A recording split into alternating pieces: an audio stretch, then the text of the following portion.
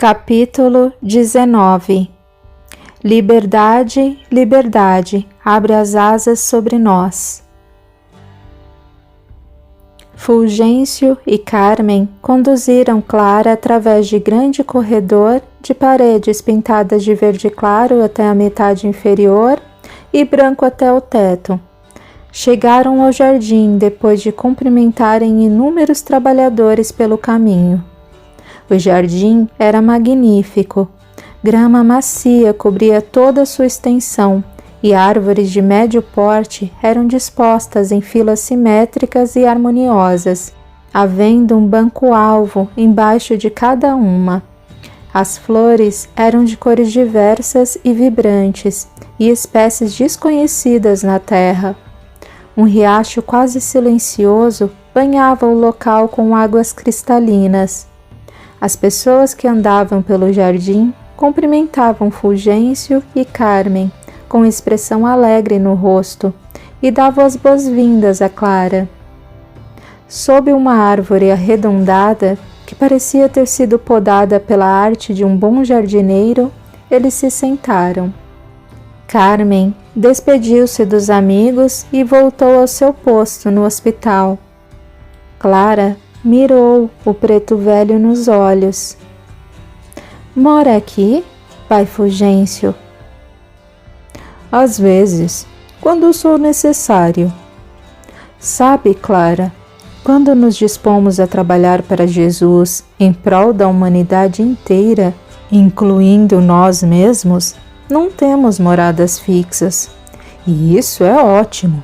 Aproveitamos para conhecer um pouco mais da Terra em suas duas dimensões, física e espiritual. Tio Daniel está aqui? No momento, não. Aqui é o Cruzeiro do Sul? Não. Algum problema? Bem, quando Paulo voltar, virá para cá? Tem medo de se perder dele? Seu tom era jocoso.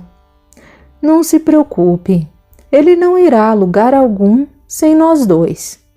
Fiz esta promessa a ele. No tempo certo, a levaria à casa do escritor. Por que, Fulgêncio?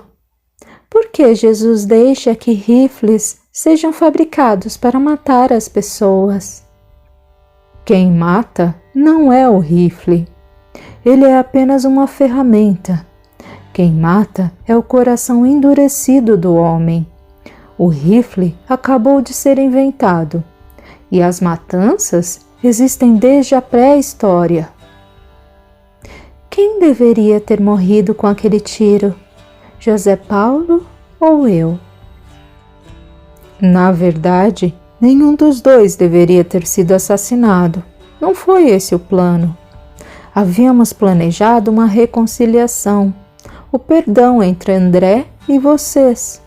Ele sucumbiu à prova e escolheu matar Paulo.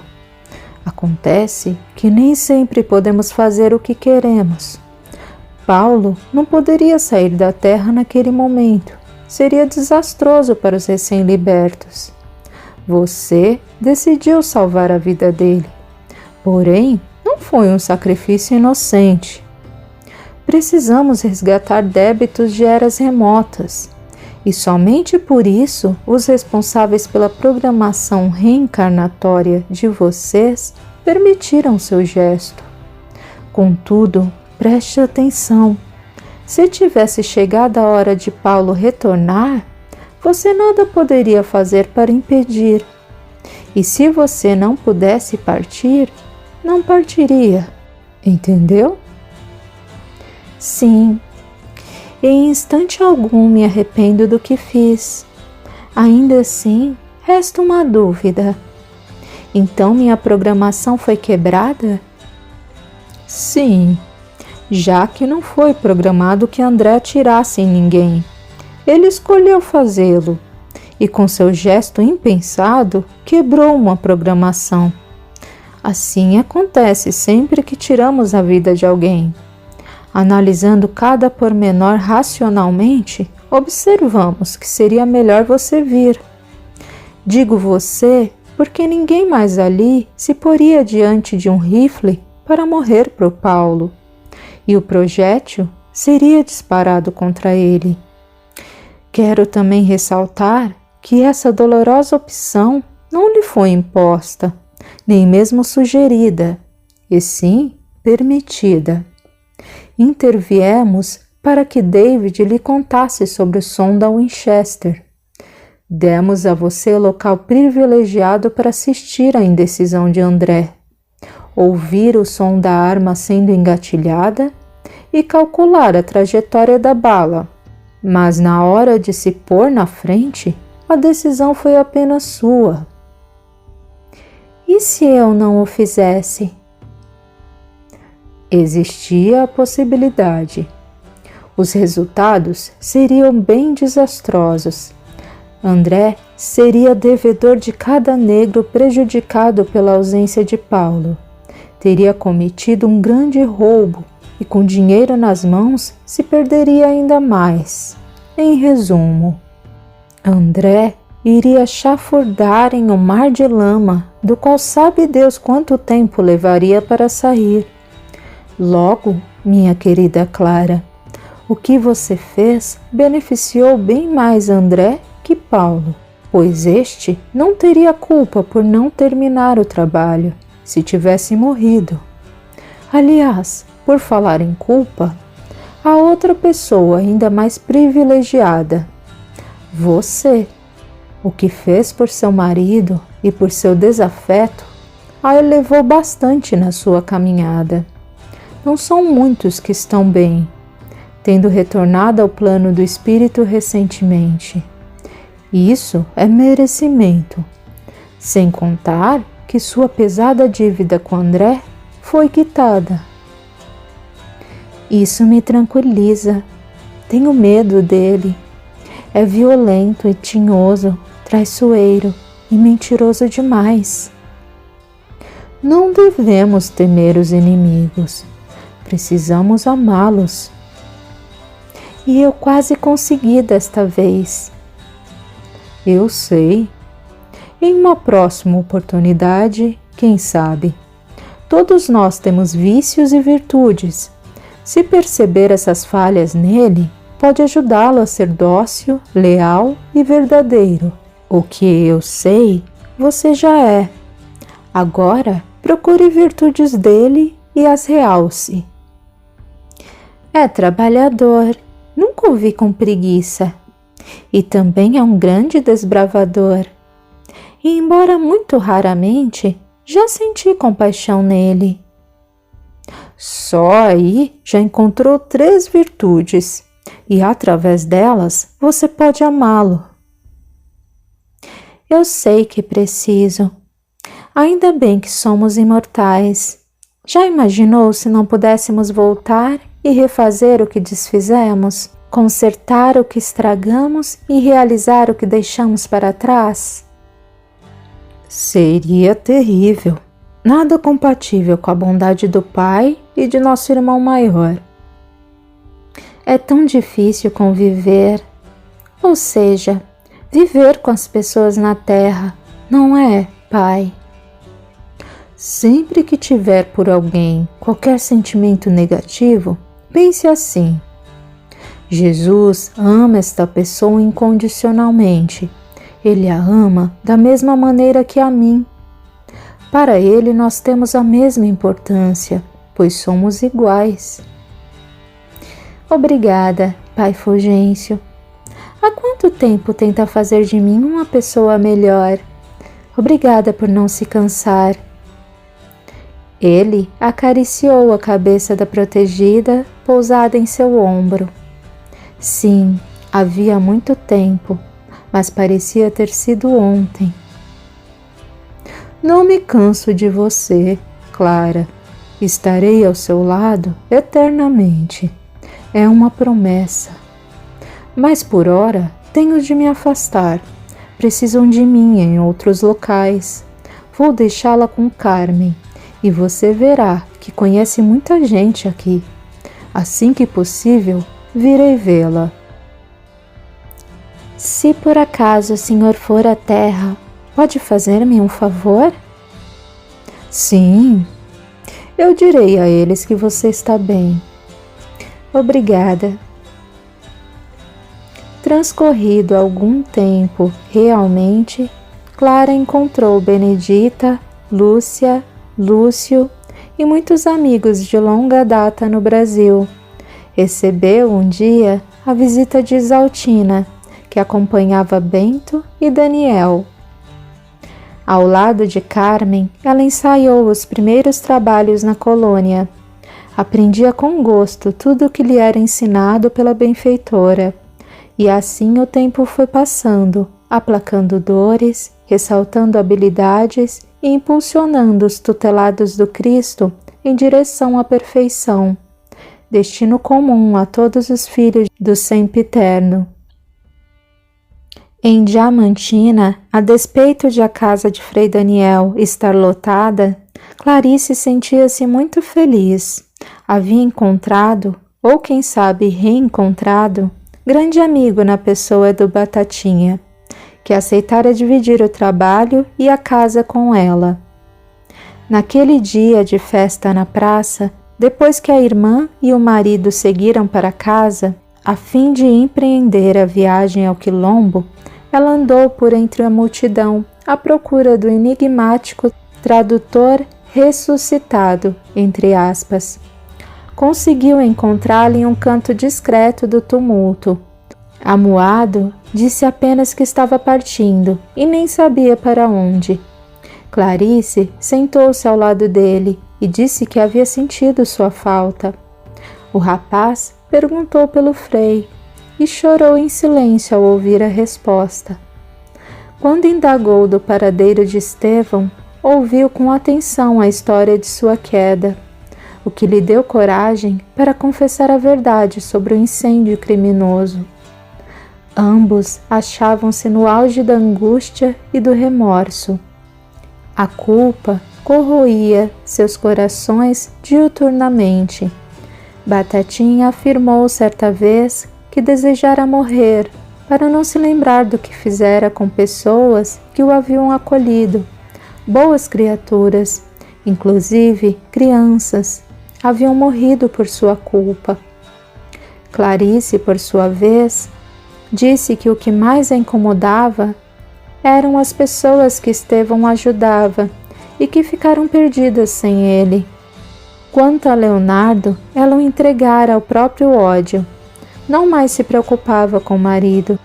Estava cansada de seu rancor venenoso. Já que ele não queria ou não podia perdoá-la, ia seguir sua vida sem olhar para trás. Não esperava mais seu perdão, não mais o queria de volta em sua casa, em sua vida. E concluiu perguntando se o amigo gostaria de ficar em sua casa, para juntos tentarem redimir-se de tantos pecados. Ficar com você? E quanto ao negro de fala enrolada que a segurava nos braços? Ele não se sentiria enciumado? David soltou uma risada. Ele não se importará. Não temos compromisso. Não pode ser. Ele é amigo de Léo. Além do mais, nada haverá para deixá-lo enciumado. Eu sei. É que as pessoas falam demasiado. Não me importo. Você fica? Sim, eu fico. E embora todos comentassem o contrário, nunca houve nenhuma intimidade entre Clarice e Batatinha. Os amigos, unidos por muito errar, arregaçavam as mangas para quitarem suas dívidas com o trabalho, evitando assim dores futuras. A horta voltou a ser cultivada, a evangelização e a alfabetização foram retomadas e uma cooperativa começou a ser idealizada por Leonardo e Fernando. Funcionava assim.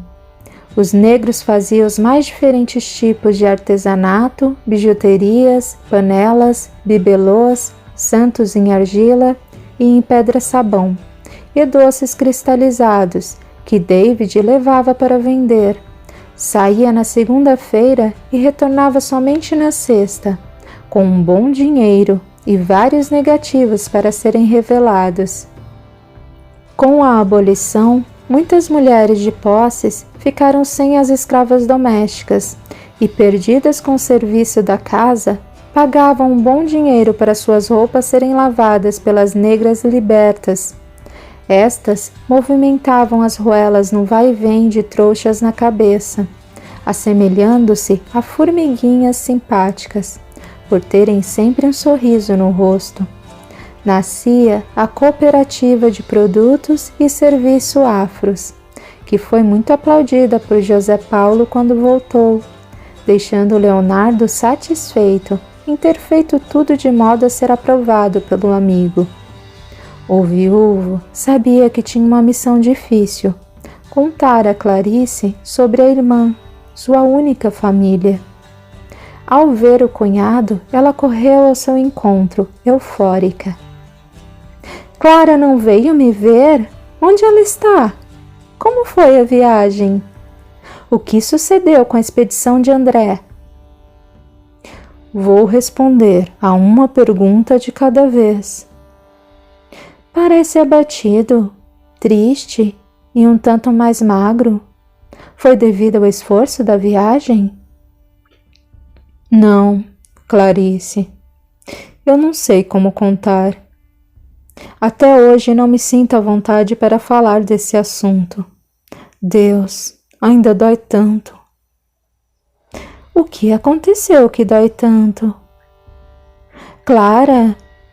Ele fez um sinal afirmativo. Não acredito. Está brincando. Eu daria tudo para estar brincando. A verdade é que ela está morta. A última frase quase não saiu. Ele estava sufocado, a voz estrangulada. Morta? Está dizendo que minha irmã morreu? Clarice parecia tresloucada. Eu pensei que tentava dizer que Clara o havia traído. O que você fez a minha irmã, seu covarde irresponsável? Deixou-a morrer? Eu sinto muito. Você sabe o que ela representava para mim. Como foi isso? Jesus Cristo, o que você fez com Clara? Ao ouvir o relato do que ocorrera no quilombo, a irmã ficou ensandecida. Como fera selvagem, avançou contra o cunhado e cravou as unhas em seu rosto, deixando-o sulcado e a sangrar. Depois começou a esmurrar seu peito, enquanto aos gritos o acusava de haver matado Clara. José Paulo não se defendeu das agressões físicas e verbais de Clarice, apenas a abraçou, quando exausta e suada, ela se atirou chorando em seus braços. Por Jesus, perdoe-me. Foi escolha dela, eu sei, mas está doendo muito. Como será agora? O que faremos sem ela? Aprofundemo-nos no trabalho. Ele nos dará forças para chegarmos ao final dessa empreitada e nos avistarmos com Clara novamente. No ano seguinte, os italianos começaram a chegar ao Brasil e o batuque na senzala foi substituído pelo som da tarantela nas colônias. David estava inconformado. Dizia ter se livrado dos malditos baixinhos irlandeses, entre aspas, para agora ter de aguentar os branquelos italianos, entre aspas. Todos riam muito do xenófobo norte-americano, opinando que ele mais parecia um romano dos primeiros séculos. José Paulo declarava não duvidar que o fosse, e ainda aconselhava o amigo a atentar para o fato de que Deus o fazia conviver com pessoas de várias nacionalidades para vencer essa fobia. Não acha estranho, gringo, que esteja sempre cercado por irlandeses, brasileiros, italianos e nenhum norte-americano por perto? Receba o recado do alto. Jesus não conhece fronteiras. Para ele, somos um monte de irmãos em uma gigantesca bola maravilhosa. As fronteiras são coisas do homem. Bah! No inverno de 1889, José Paulo recebeu correspondência do Rio de Janeiro com notícias de que a República estava em trabalho de parto. Por isso, deixou outra vez as atividades da casa do escritor sob os cuidados de Leonardo e seguiu para a capital. A monarquia encontrava-se enfraquecida devido à perda de apoio das bases econômicas, militar, social e religiosa. O problema econômico decorria das elevadas despesas financeiras geradas pela Guerra do Paraguai, que em 18 anos haviam aumentado os empréstimos brasileiros de 3 milhões de libras esterlinas para quase 20 milhões. A questão militar se dava pela insatisfação do exército com a pouca autonomia de decisão sobre defesa. Uma vez que ele estava subordinado ao imperador, os ministros sobrepunham-se aos generais, mesmo sendo na maioria civis. Socialmente, eram várias as dificuldades. A monarquia deixara insatisfeitas as classes de fazendeiros, que não haviam recebido indenização pelos escravos libertos. Já a classe média, formada por profissionais liberais, crescia e queria aumentar liberdade de trabalho, apoiando dessa forma a república. Além disso, o fato de o imperador não ter filhos e a herdeira do trono ser casada com um francês, Gaston de Orleans, conde de Deu, deixava a população temerosa de o país fosse governado por um estrangeiro. Por fim, o relacionamento da Igreja com o Império se viu arranhado quando os bispos de Olinda e Belém resolveram seguir por conta própria as ordens do Papa Pio IX, não ratificadas pelo imperador e pelos presidentes do Conselho de Ministros. A Igreja era então subordinada ao Estado, punindo religiosos ligados à maçonaria. O imperador pediu que as punições fossem suspensas, e a recusa dos bispos a obedecer resultou em sua condenação a 4 anos de trabalho braçal, quebrar pedras. Embora os bispos tenham acabado por receber perdão, as relações entre o Império e Igreja ficaram estremecidas com esse episódio. Depois de muita insistência dos revolucionários, Deodório da Fonseca, um monarquista, concordou em liderar o movimento militar. O golpe estava planejado para o dia 20 de novembro, porém no dia 14, os conspiradores divulgaram o boato de que o governo mandara prender Benjamin Constante, Botelho de Magalhães e o próprio Deodoro, antecipando assim o golpe militar para 15 de novembro de 1889. O marechal, acometido de dispneia, com evidente esforço, saiu de sua residência, atravessou o campo de Santana e, do outro lado do parque, conclamou os soldados do batalhão, ali, aquartelado, a se rebelarem contra o governo. Foi oferecido um cavalo ao marechal, que o montou e, segundo testemunhas, tirou o chapéu, não a espada, e proclamou: "Viva a República!" A seguir, apeou, atravessou o parque na direção oposta e voltou para sua residência. A manifestação prosseguiu com um desfile de tropas pela rua direita. Ao lado de vários amigos da capital, José Paulo participou dos desfiles e assistiu às comemorações que se estenderam noite adentro. Lembrou-se de Clara, que deveria estar com ele, vendo o coração do mundo ser entregue aos seus donos. Afastou-se do tumulto e, quando encontrou um lugar calmo, elevou o pensamento a Jesus, pedindo-lhe que tomasse a esposa em seus amorosos braços. O cruzeiro cintilava, concorrendo com as primeiras fracas lâmpadas elétricas que tremeluziam na capital do império. A constelação era como o rosto de Clara, a brilhar ternamente, eternamente, no céu do Brasil. Desejou com ardor a presença dela. A República nascia e a esposa não estava ao seu lado para ver. A cruz ofuscou-se em seu campo de visão, fechou os olhos e deixou as lágrimas molharem seu rosto. Espere por mim, minha Clara, não saia daí. Pensou, olhando as 5 estrelas, testemunhas de sua tão concisa e fabulosa história de amor.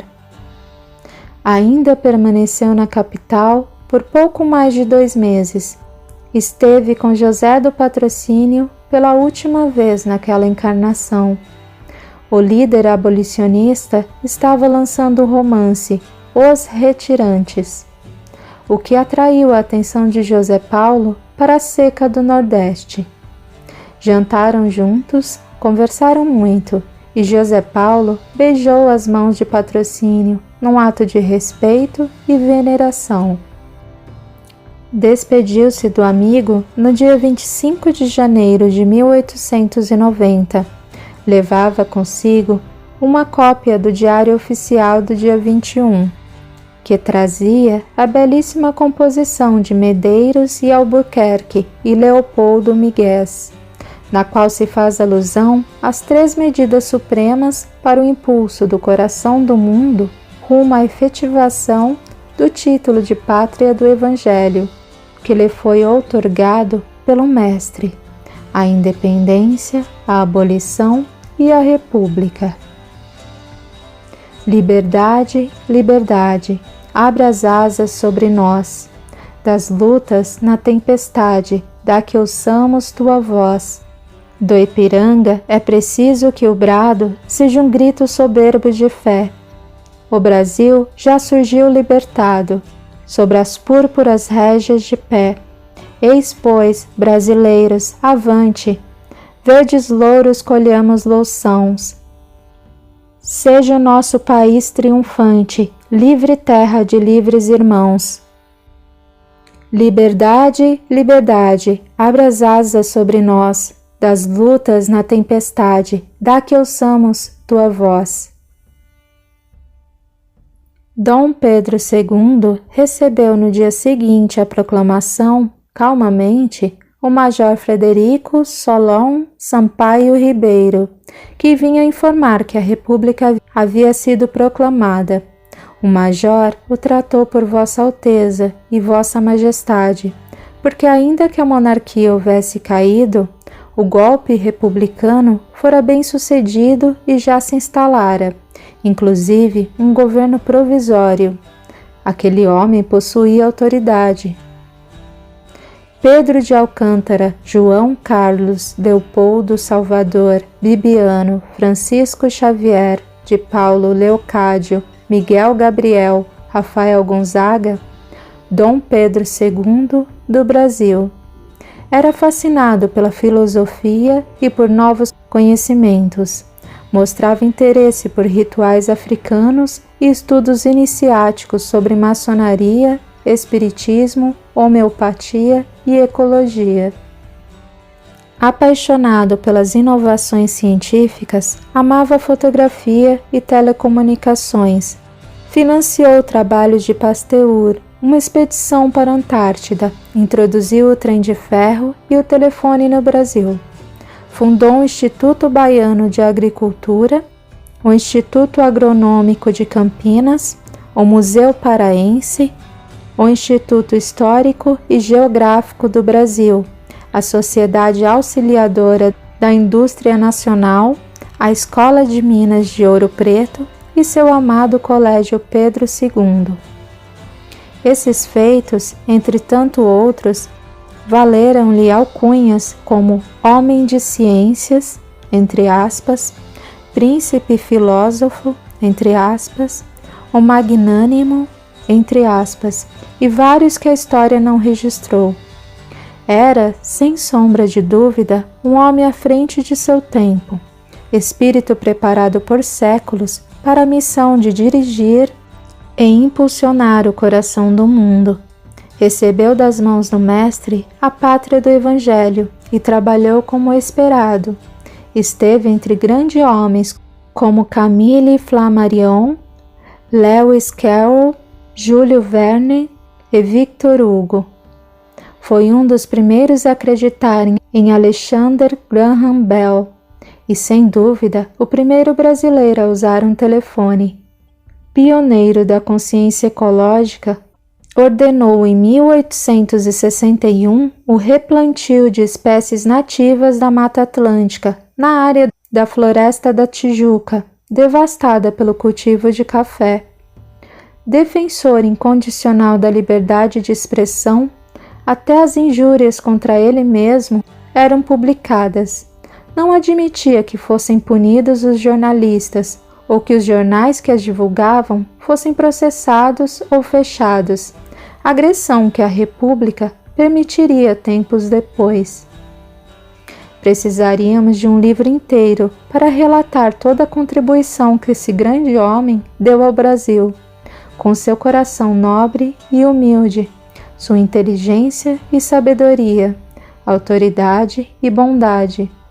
Por isso, o povo um dia o aclamou gritando: "Queremos Pedro II.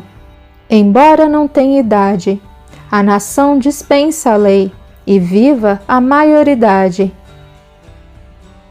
Apesar de felizes pela República, os brasileiros choraram ao saber que o soberano deixara o país à noite, como exigira o tenente-coronel Mallet. Pedro II não aceitou sair de madrugada como um fugitivo, o que não considerava honroso ou leal para com seu povo. Nesse exato momento, ouviram-se tiros do lado de fora. Mallet retirou-se para descobrir o que havia ocorrido. Cerca de 15 marinheiros imperiais tentavam desembarcar dando vivas ao imperador, mas foram aprisionados pelas tropas revoltosas. Mallet retornou ao prédio e afirmou a Pedro II que eram republicanos exaltados, tentando um ataque a ele e sua família. Assim, o imperador aceitou partir. Estava acabada a monarquia, o golpe foi um sucesso. Todavia, como disse Benjamin Constant, estava cumprido o mais doloroso dos nossos deveres. Era o fim da monarquia, mas não do mito chamado Dom Pedro II. Muitos anos depois, seus despojos seriam recebidos de volta à pátria por milhares de brasileiros, com lágrimas e palmas emocionadas, e seus patrícios comemorariam espontaneamente o centenário de seu nascimento, com entusiasmo muito superior àquele com que saudavam o aniversário da República, que completava 36 anos. Dom Pedro II se tornou novamente o pai da pátria. Título irônico, já que, como nós, é filho desta mãe gentil e sua aparência no coração de cada brasileiro é a de um menino. Menino imperador, que em sua simplicidade abriu mão do título pomposo de Sua Majestade Imperial Dom Pedro II, imperador constitucional e defensor perpétuo do Brasil, para assumir apenas Dom Pedro de Alcântara. Nasceu no Brasil, viveu para servi-lo e morreu distante, exilado. Ainda assim, orava por nós ao pronunciar suas últimas palavras. Deus, que me conceda esses últimos desejos. Paz e prosperidade para o Brasil.